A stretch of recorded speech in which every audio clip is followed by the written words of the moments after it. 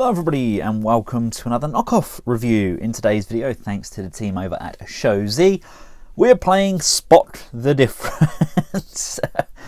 On this side we have the official MPM-03 Bumblebee, and here we have the KO MPM Bumblebee. Now I can assure you this is not a factory reject. I have been reliably informed this is a KO. To be honest with you, it feels identical except for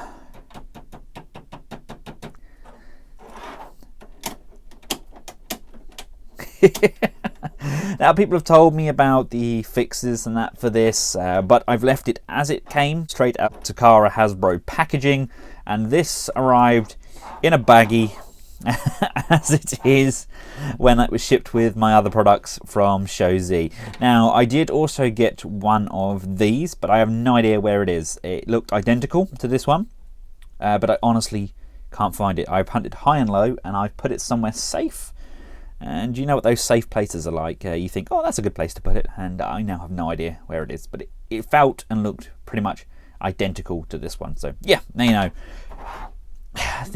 This is so similar, it's scary. There are differences, albeit they are subtle. For example, if you look at the underside of mine, the kind of metal die cast piece, it looks almost rusty on the KO. It's not, it's definitely, I think it's kind of galvanized or something like that, but it just looks duller in comparison. Same goes with the die cast sections on the feet, but at the same time, if we look at the rear here, the license plate on the official version, it's a lot fainter and less vibrant than what we get with the bootleg. And I know it varies from figure to figure, but the paint applications on the rear lights are also better on the KO than they are on the official product. There's more bleeding on the back here than what we get with the KO. Now it's not perfect. I still have jobs tabbing everything in together and lining everything up. I have the exact same problem with my official release, and we also get the variations in paint as well, where they paint over clear plastic, they paint over die cast, and you get about 3 or 4 different shades of paint.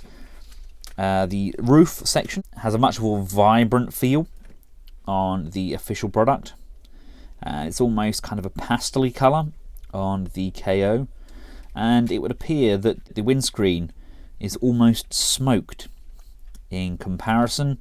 It's kind of more in keeping with that smoked look of the side windows, whereas it's very crystal clear on the official release. The Chimera logo looks a little bit more worn on the bootleg there, but at the same time it's done in that same silver that we use for the door handles, whereas the one on the official there is kind of a darker colour. We have the added paint applications on the wheels of the official product. These just look like they're cast in this plastic.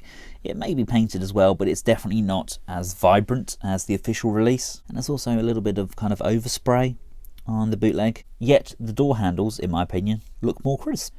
The Chevrolet logos are slightly different.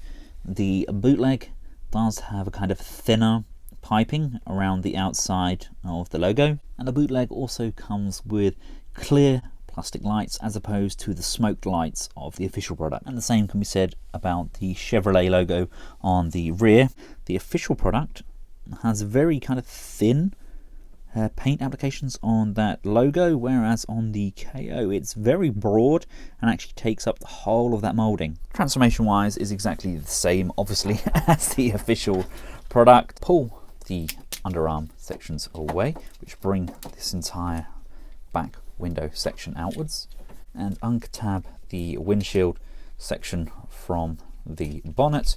This whole piece now folds outwards, detaching from the rear of these legs. We can now fold this piece outwards just to get it out of the way, and pull and extend those legs down. Untab this clip at the base and lift this piece upwards. Detach this hook piece from the inner leg, bring the toe down. We can now bring this piece back upwards, bring the tyre in to the inside of the leg, and then bring in this tab back over, line that up, tab that in, securing the wheel inside. Fold off this piece, and there's a tab here and a slot there. That's going to fold over, tab and secure into place. You can then collapse this piece down, and that covers off the calf muscle sections. We can then bring these side panels around as we see fit. Extend the door sections, bring the wing pieces backwards on this hinge. That now allows us to bring the arms all the way out from underside and square off the bonnet, squaring off the arms. Now we are faced with a dilemma with the head here. They've improved the lip piece section so it doesn't push, and it kind of does just tab into place and really does hold fast. The only way I got around this is just to trust in the flexibility of this front piece and just push that tab from the underside. It will clear the chest part, and it doesn't seem to really affect the transformation at all. We can then just push Bumblebee's head upwards, and then that can tab in nicely. You can then move these mirror pieces either side and then unfold these chest sections and just position those as you see fit. We can then bring the waist hinge down, collapsing this in, and we can then bring in these side tabs. You get a nice access if you go in through the rear here, and just push and tab those in on both sides. Again, I did hear horror stories of the official product coming with 2 left pieces or 2 right pieces, or they're put on backwards. These seem to work just fine, and they seem to do exactly what it says on the tin. Then come round to the backpack section.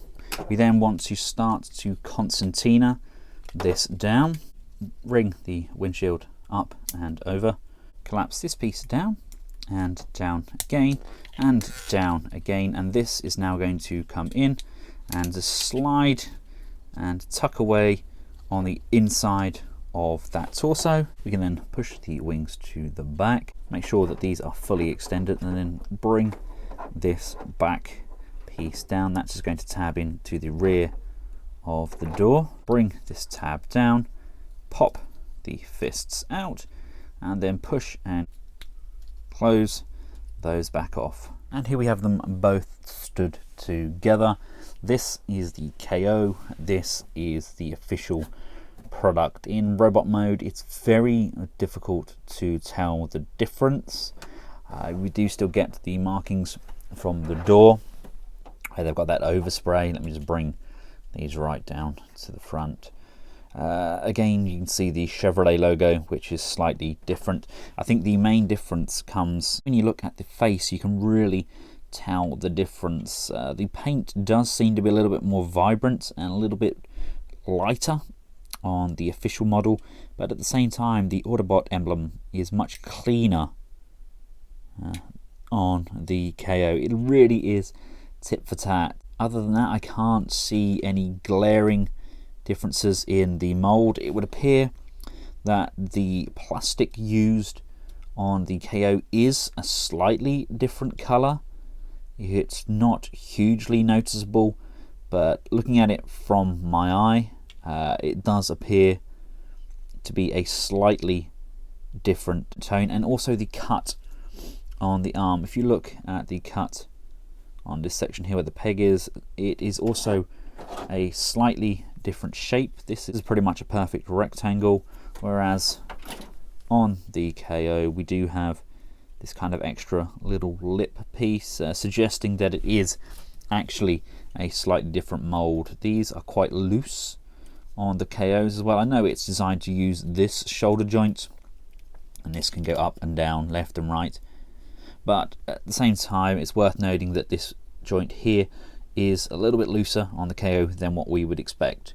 The head, on the other hand, is a ridiculously tight joint. We can still look up and down. We can still pivot left and right. We do still have the battle mask feature, which we can bring down. I do like the way they incorporated that into Bumblebee's design, and then bring this piece down. Looking at all the intricate detailing here. Again, we do have some die cast in amongst all of this. The ratchets, got quite a loose friction joint there on the forearm. The rotation on the wrist is the same. Fingers do still fold out, as does the thumb. We do still get waist rotation. Legs ratchet forwards and backwards, out to the side. Upper thigh rotation, bend at the knee. The feet on my KO are a lot looser. It's more difficult to get him to stand without tipping over, and we do get some pretty poor paint application on those die cast toes. But at the same time, I've heard very similar stories of the feet on their official product as well, that they don't really hold into place and that their figures are somewhat wobbly. So there we go. In essence, it is the same figure, but at the same time it is definitely a KO. There are some slight differences. The resistance on some of the joints are different. There's a mix of paint applications. Some are better than others, and some outshine the original product, and some are pretty abysmal. If you do see one of these on an auction site and it is cheap, chances are it is the KO. So hence I got this from Show Z. They don't delude you, they tell you what you're getting. You know you're getting a KO, you don't expect to get an official product. Thank you all for watching this video. I hope you have found it useful. If you have, feel free to give it a big thumbs up, share, and of course subscribe. If you do subscribe, make sure you hit that little notification bell so you get an alert every time I upload new content. And until next time, from myself and the KO MPM-03 Bumblebee, thanks for watching. Goodbye.